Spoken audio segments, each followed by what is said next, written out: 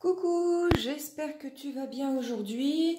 Alors, je te présente un exercice de 6e.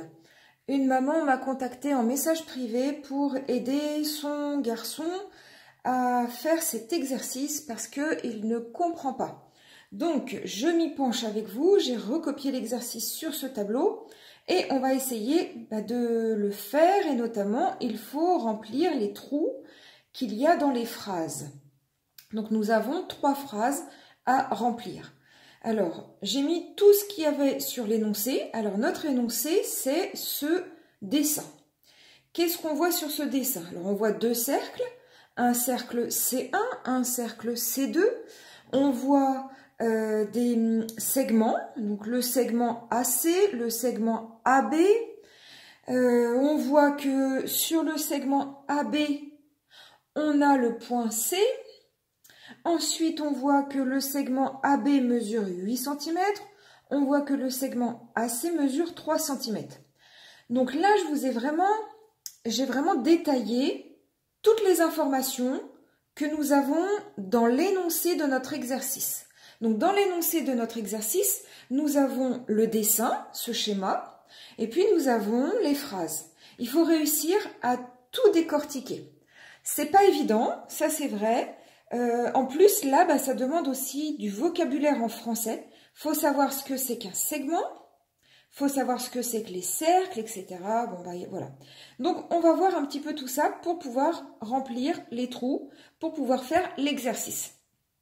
Alors, on nous demande donc de décrire ce qu'il faut pour pouvoir tracer ce schéma.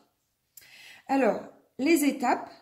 Tracer un segment de Alors, qu'est-ce que ça peut être? Alors, par exemple, on a 2 segments ici. On a AC et on a AB.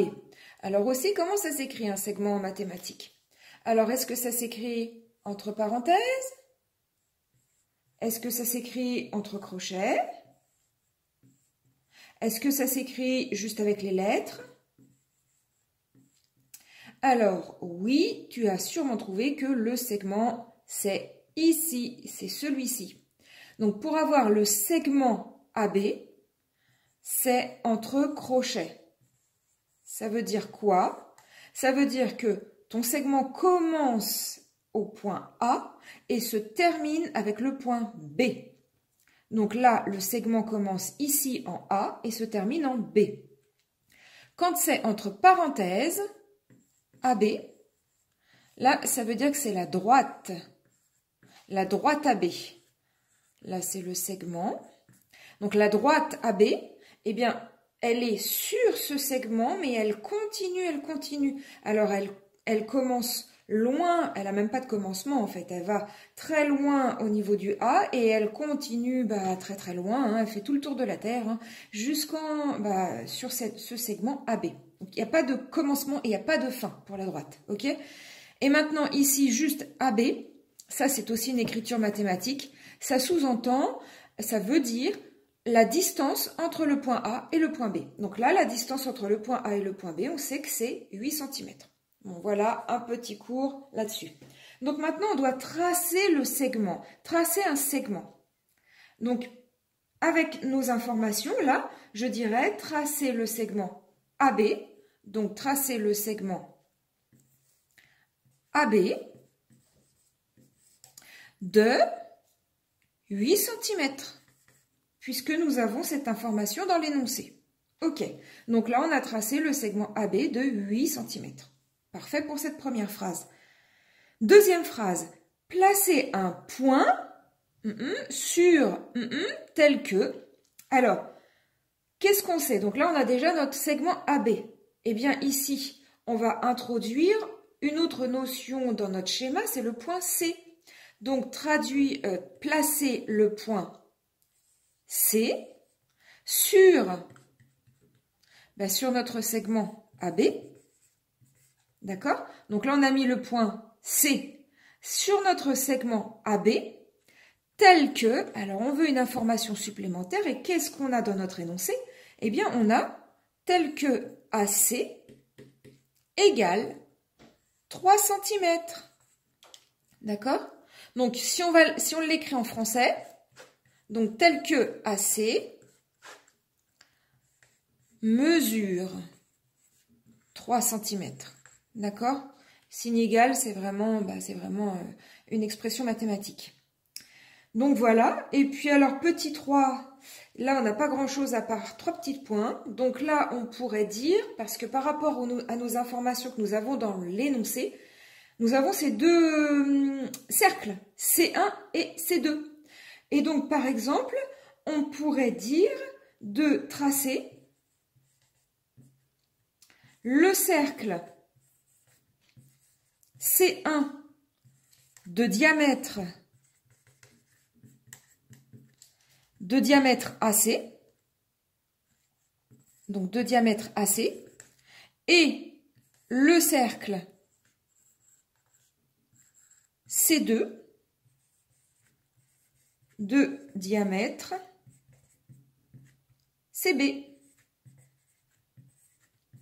Parce que là, par rapport à nos informations, dans l'énoncé, on avait quand même encore ces deux cercles, C1 et C2.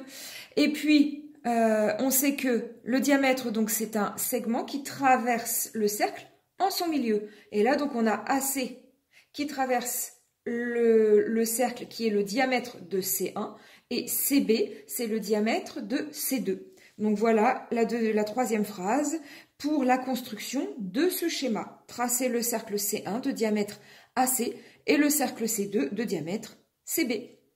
Alors, dis-moi si tu as compris. Je vais rajouter un deuxième exercice à la suite donc dans cette vidéo. J'espère que déjà tu as compris ce petit exercice. Je l'accorde que c'est pas facile, c'est pas évident. Il faut avoir beaucoup de notions dans la tête et puis il faut comprendre un petit peu ce que nous demande l'exercice et c'est pas facile. J'espère que voilà, que tu as compris, que ça t'a éclairé. À très bientôt, enfin à tout de suite, sur la suite, je vais faire tout de suite un autre exercice.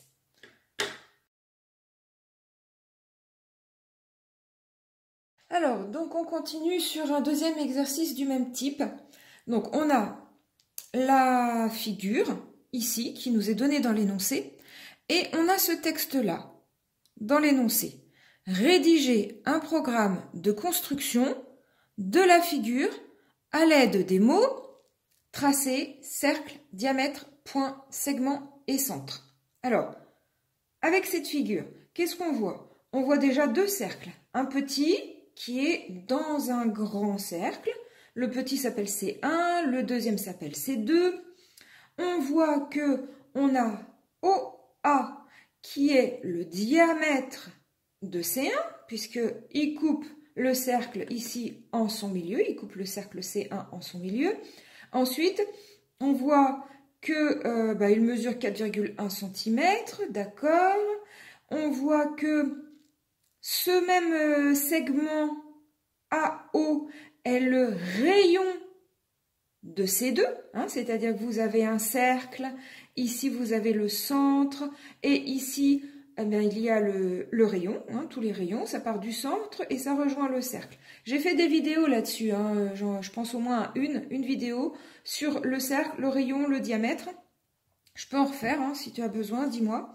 Alors des fois je vous vois, des fois je tutoie, parce qu'en fait, des fois je m'imagine devant toute la classe, et des fois je m'imagine à parler juste à un seul élève. Donc que ça perturbe pas, je crois que c'est mieux si je parle qu'à un seul élève, donc il faut que j'essaye de tutoyer. Alors, donc, j'ai déjà résolu notre exercice sur ces deux phrases que je vais détailler.